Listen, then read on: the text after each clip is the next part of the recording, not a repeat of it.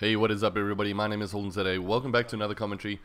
Let's get straight into this one. It's got to do with the South African qualifiers for the Call of Duty Championship.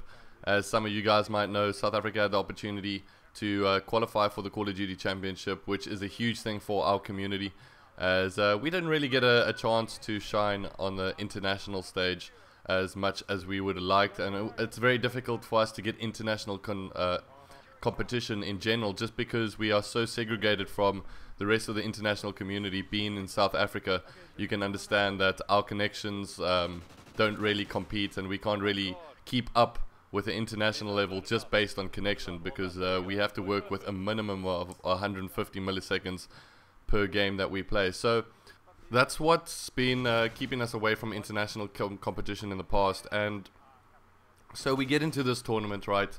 And there were definitely some teams on the cards that we believe that could have made it all the way to the finals, and they're all well known to us South Africans.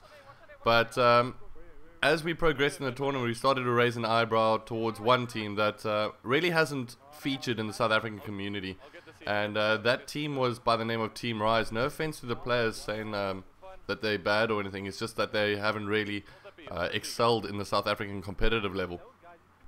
So it was later figured out that this team actually comprised of 2 UK players as well as 2 South African players, which is completely within the rules.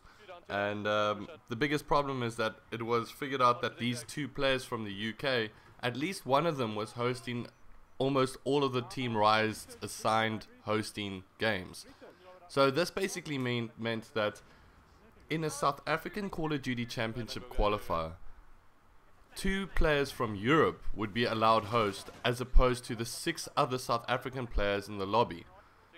Now, maybe it's just me, which it obviously isn't, but this just isn't right. And this was queried when it came down to the semi-finals, where Team Adept, which is definitely probably stands out as the best team in South Africa due to performances most recently within the past few months, and they played against them, right? So what happened was Team Adept queried this rule as soon as it went to Rise's chance to host. One of the players from Team Rise said that he was going to host, and it was one of the UK players. So immediately Team Adept queried the issue, and they managed to get a referee into the game. So the referee comes into the game, and she's from America. So she's busy trying to sort out the issue, and eventually comes to the decision that she can't see that there's lag, so the 2 UK players will be allowed host if they want it. Now, it just doesn't make sense to me how 2 players from the UK would be allowed to host, as opposed to the 6 other players from South Africa for the South African qualifier would not be allowed to. So this basically happened. Adepts tried to query as much as possible. They were actually playing in the same venue as us, and we are just awaiting the match to end so we could play in the finals against whoever qualified. And unfortunately, Team Adept lost out in the end, and a lot of it was obviously due to lag. So it comes to our game, and that same ref comes to join our game, so there's no point querying this issue anymore, since they already spent 40 minutes on it.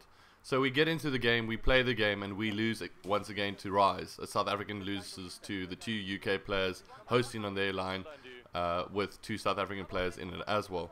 So since then, this has obviously kicked up a storm in South Africa, and that storm managed to translate itself to the international scene, where we've seen a lot of support from a lot of the big name players in the Call of Duty competitive side. And I mean, there's been tons of tweets from our community, and all in the attempt to just try to resolve this issue. As it stands right now, there hasn't been 100% confirmation on the result of the tournament, and I don't think that there should be. I don't see how it would be right to just let this slip, to allow 2 UK players to actually have host on a South African qualifier. I believe even the players that actually took part in Team Rise were quite shocked by the ruling, but I mean, it was a ruling in their favor at the end of the day, so they went with it, as some other people would. I mean, morally it's probably not what I would have done on my side, but it's something that's happened nonetheless. So we're going to be waiting this result. I just want to know what you guys think. I also want to say a big shout out to the South African community. The way everyone's got together within the past 2 days has been absolutely phenomenal. And thanks to the international community for also picking this up. Anyway, I'll keep you guys posted. Make sure to follow me on Twitter. It is @HoldenZA. That'll be in the description below. If you enjoyed the video, please give a like and subscribe and all that kind of good stuff. I'll catch you guys later. Cheers.